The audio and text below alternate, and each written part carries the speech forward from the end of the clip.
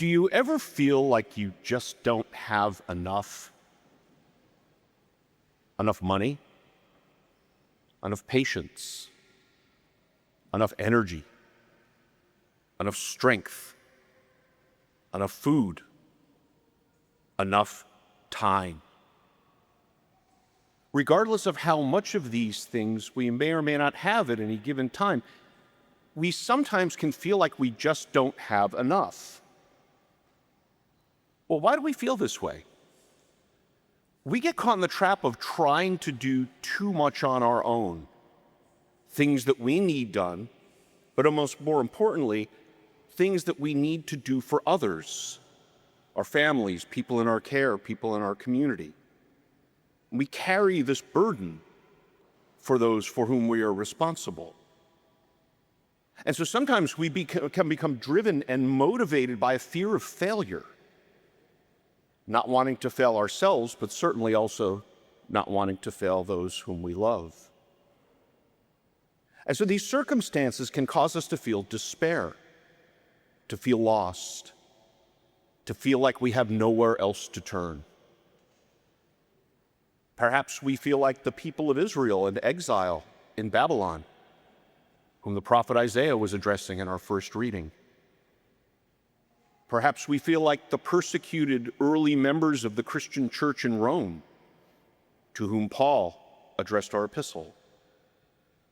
Or perhaps we feel like the apostles, trying to feed a crowd of 5,000 people with only 5 loaves and 2 fish. We can feel all alone. We can feel abandoned. We can feel like we're facing seemingly insurmountable odds. See, we can become paralyzed by our own feelings of inadequacy. And at moments like that, we can lose sight of a very important reality. We're not supposed to figure out life on our own. Not only does God want to walk with us and carry our burdens, but He is a God of great abundance and of divine generosity.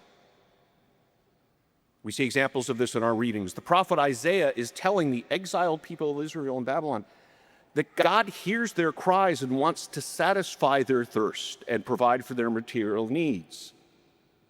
Right? He says the thirsty and the poor should come to Him. He counsels those who have means, who have money, to use those resources in a wise way. And He wants to give us water to sustain us, milk and wine to nourish us. But all He asks is that we come to Him, and in return, He will give us life. And Paul addresses this in his letter to the Romans, that when we come to God in Jesus Christ, no powers on earth, anguish, distress, persecution, famine, nakedness, the sword, nor powers in heaven, angels, principalities, life, death, present things, and future things can separate us from the love of God in Jesus Christ. And this all comes together in our gospel reading from St. Matthew. Jesus draws thousands to Him to receive healing, to hear His word, and to be in His presence. And Jesus gives of Himself totally in great abundance and generosity. But when it comes time to feed the growing crowd, His disciples only had one thing to say: we just don't have enough. But in fact, they did. For the meager 5 loaves and 2 fish were more than enough to feed the multitudes. See, Jesus did not ask His disciples to figure out this problem on their own. He simply asked them to bring Him what they had, and that He would figure out the rest. And He asks the same of us. Jesus asks us to bring Him our 5 loaves and 2 fish.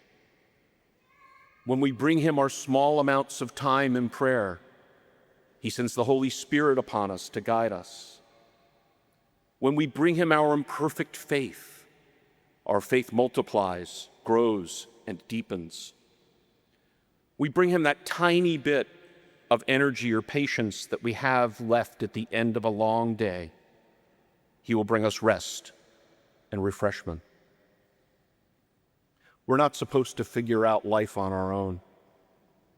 What we are supposed to do is to bring to Jesus our 5 loaves and 2 fish, hand it over to him, and to trust him in prayer and watch how he multiplies it in his own time and in his own way, so that we may always have enough.